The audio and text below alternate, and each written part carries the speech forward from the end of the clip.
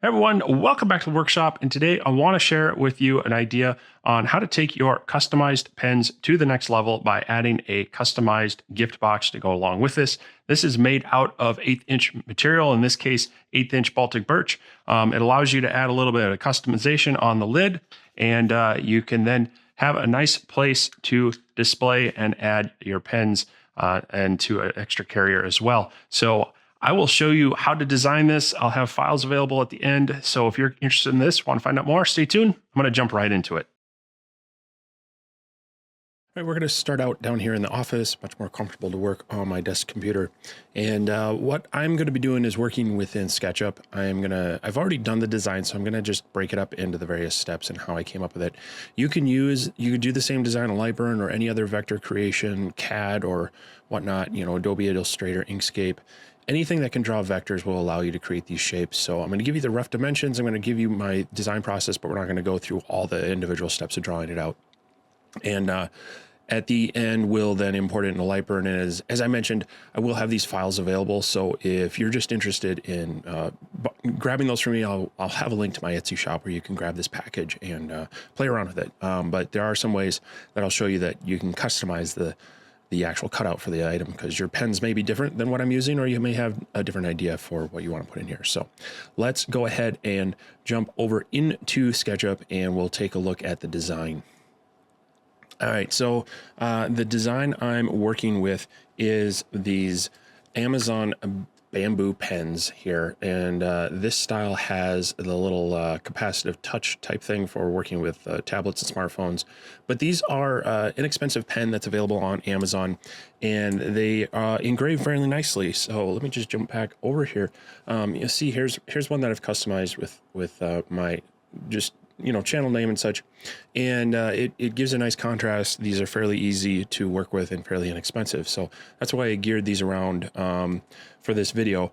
And of course, I'll have a link down to all these things below. The first thing we want to do is we need to take some measurements, so we're going to play around with a ruler, or you could use calipers and such. You just want to get your basic dimensions. So I'm interested in the length of the pen. So in this one, we're looking at about 5.5 inches in length, front to back. And then its diameter of the barrel is about 1/2 inch, but we also want to take into account this little clip. And if we add that in, we're at about 5/8 inch. So let's jump back into SketchUp and take a look at how we're going to work with this. So I'm starting out with a basic box shape. I have rounded over the edges. I've used about 1/4 inch round over on those. And we're coming up with 6 1/4 by 1.5 inches. And where I came up with that is I want to have about 1/4 inch on either side, front, back, top, bottom of this pen, where it can fit into that pocket that we're going to create later. And so this kind of gives us our base, and this is also going to be our top and bottom piece. Well, once we have that, we can start playing around with the other dimensions on the inside. And some of this is structural. You want to have enough material that it's not weak, that you have some wiggle room as far as size of the pen. And some of it is just going to be it looks about right in this orientation. So if you come up with something that looks a little too narrow or a little too wide, a little too narrow, just play with the dimensions, make sure your item can fit in there. So after I have that, what I want to do is make a pocket cutout. Now there's two different ways we can do this, or we can mix them. I like to have it to where it somewhat hugs the shape. I could have actually added a little notch for this, the little clip on the end, but I did add the taper here for this pen so that it has just a little wiggle room front and back, top and bottom. You don't want it so snug that it's hard to pull the pen out. But we can definitely try to get a little more form-fitting shape. Your other option is you could just go with a straight box. Again, I have roundovers. These come in to be a little more like an 1/8 inch roundover at this point, just to soften it a bit. Either one will work fine. I just kind of like to have it be a little more form-fitting to the object. But now that we have the shape, we can start worrying about our thickness. Again, this is a 1/2 inch barrel on the pen, so we are going to need 2 to 3 of these just to fit the pen, and you want to have it have some height, or you want it to not bounce around in there, but you want to have a little bit of extra height just so that it's not too snug. So we're going to take this, we're going to replicate it, but I'm also going to make this kind of nest. I want the top and the bottom to nest into each other. So we're going to come down to here, and I'm going to use this square side for the top, and I'm going to use the pen shape for the bottom. And to make that nest, I've got to create an outline here. So as you can see here, this is one piece here. It's about an 1/8 inch thick. That gets layered onto here to eventually create this outline shape.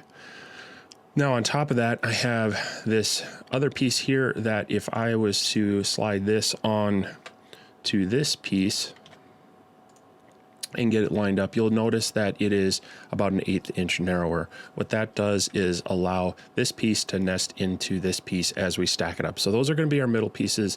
These are going to be our filler pieces. And then that very top one here, this is going to be our base and our top. So at this point, we just need to figure out how thick is our pen, how many pieces do we need to make it fit in there. And what we end up with down at the bottom here is this would be our total pieces. So I need 2 filler pieces on each side. We have our nesting pieces in the middle, and then we have our top and bottom cover. So this kind of gives us our pieces, and to look at it in 3D, I have it over here. So here you see kind of the layered effect here. We're going to just stack them on each other. This is the top, this is the bottom. And here's where you start to see kind of that nesting. So I have this rim that's going to go around the outside.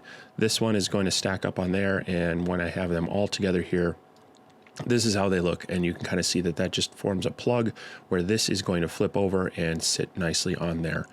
So at this point, you just want to double check that you have enough spacing. And you might be thinking, well, you have what, 4 or 5 layers here. You said it was only about a 1/2 inch thick. Well, we're also going to be adding in a layer in here of felt or EVA foam to act as a little bit of contrasting color, give it a little bit of just finished look, as well as creating just a little more softer surface for this pen to sit in here. So at this point, we need to get our layout done. And one thing I'm going to point out on this before we go, a lot of these you're going to see the grain on.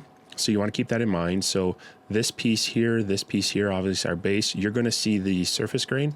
Whereas some of these pieces, like the one right on the middle there, and this second one, you won't see those surface grains. You have a little more option to work with there. So as we jump back over into our layout, you'll see here I have a 12 by 12 square setup. That's to try to put it into a size material that's easily purchased.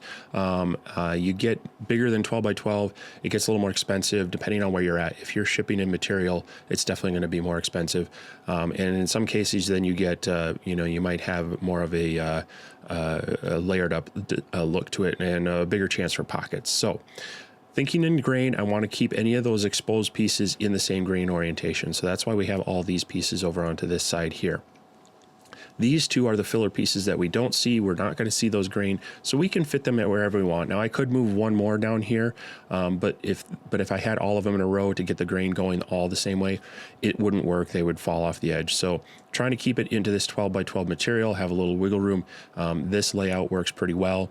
On top of that, you can salvage some of this area for earrings or other small items. So, as makers and woodworkers and such, we tend to hoard materials. So I try to lay it out into logical areas. This might be a piece I use for a test grid on a future laser or something. But at this point, we are ready to then export our items. From this software, I can export it as a DXF, and then I can import it into Lightburn.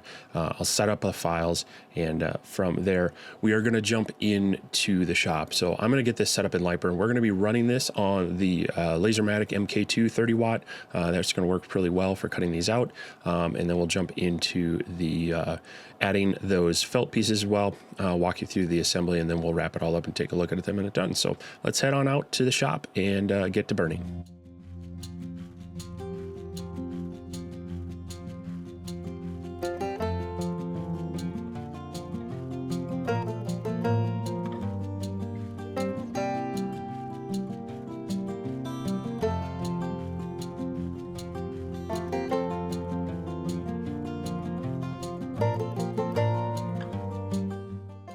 So when it comes to the assembly, I'm going to sand a few of the surfaces I won't be able to get it later, and then I'm just using CA glue without any accelerator, lining them up, and then using some clamps to put them together.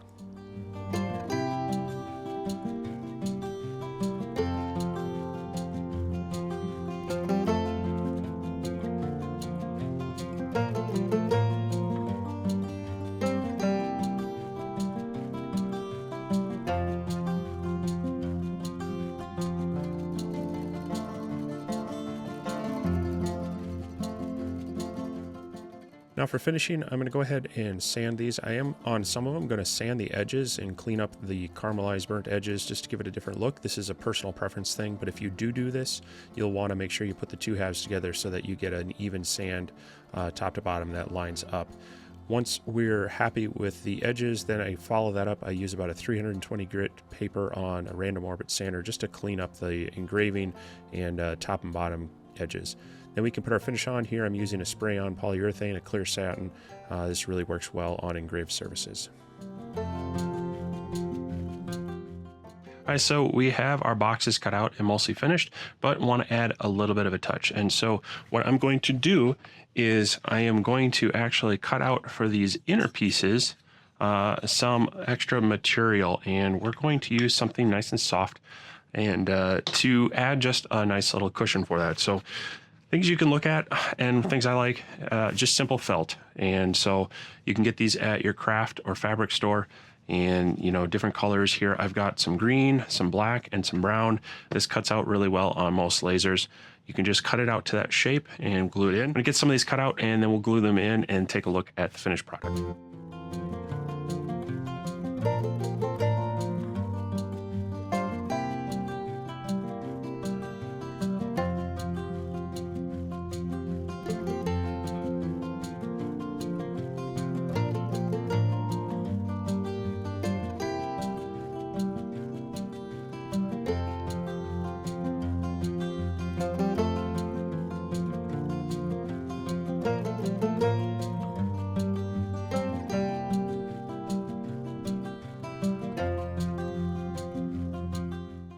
These all cut out pretty well. Both the felt and the 16th inch EVA cut out at, I was running 700 millimeters a minute and 50% power. Probably could even bump the speed up a little bit on these, but that worked to give me a nice clean cut.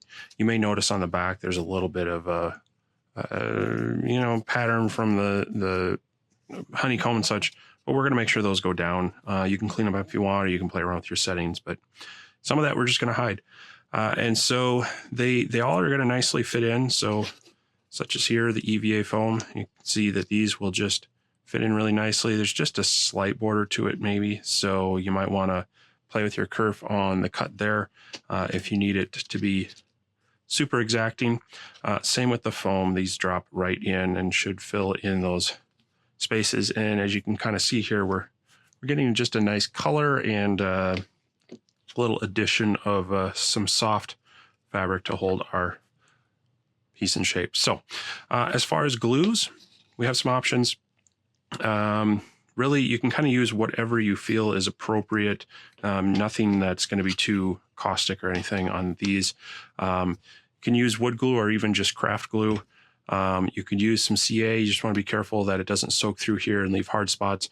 I'm actually probably going to use this. It's called Foam Tack. It's basically a contact cement that works well on various foams and fabrics. And so we'll use that on these, I think. But feel free to use what you have on hand as long as it's not going to leach through or harden up the material. So let's go ahead and get these all set up, and then we'll see how they look when we're done. All right, so when using a contact cement, you want to get some on each surface. So I'm putting them in and pulling them out, going to let them dry up first. So I'm going to go over and we're going to try the CA again, just using a little bit, making sure it doesn't soak through too hard, not using accelerator. Here I'm going back to the contact cement, just reapplying them, and those should be put in place.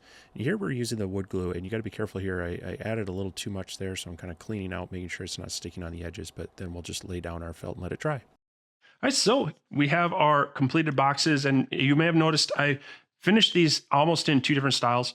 I have this, which has the laser engraved edge still caramelized there and dark, whereas these, I actually took them to a belt sander, made them nice and smooth. Now, I did that with the Baltic birch because, as you kind of see here, it does give it a nice edge. Some people like that look. It also gives you the opportunity to maybe, if your glue up was just a little bit off, it will smooth out those edges for you. So you do want to be careful when sanding this, that you make sure that you're sanding it even, and it can give you this nice effect. Otherwise, when you're gluing these up, just make sure you're aligning them right. If you're doing a bunch of them, maybe you want to make yourself a placement jig or something. As I didn't put any alignment holes or whatnot in here, wanted to keep it fairly simple. Again, there's no magnets on here, so this does just pop off and on, but with that keyed in there, you can shake this around and it's not going to come off. Obviously, if you tip it too far, it's going to fall out. But again, I was just trying to keep it simple, fewer materials, fewer things to worry about. And at this size, I think it's okay. So I'd also share a variation on this. So this is a little bit thicker one, a little bit taller one. And this is a pen that I actually turned for a hunting friend. And so it has a little bit different shape. And as I mentioned earlier, having it just kind of follow that outline. And I even have for this little spot right there, just a little cutout for that. That holds the pen in very nicely, very securely, and allows it to. And then we just put a nice little deer on there for them as well. So it's something that you can take. You could leave these fairly generic. You could take them to various theme shows and such, or you could definitely specialize them as requested. So hopefully this gives you a good idea on making some custom boxes. These are specifically towards pens, but you could definitely use this with other items as well. You just got to make sure you get your layers glued up straight, you have them thick enough to hold your material, and then maybe a little bit extra like we have the felt in on these.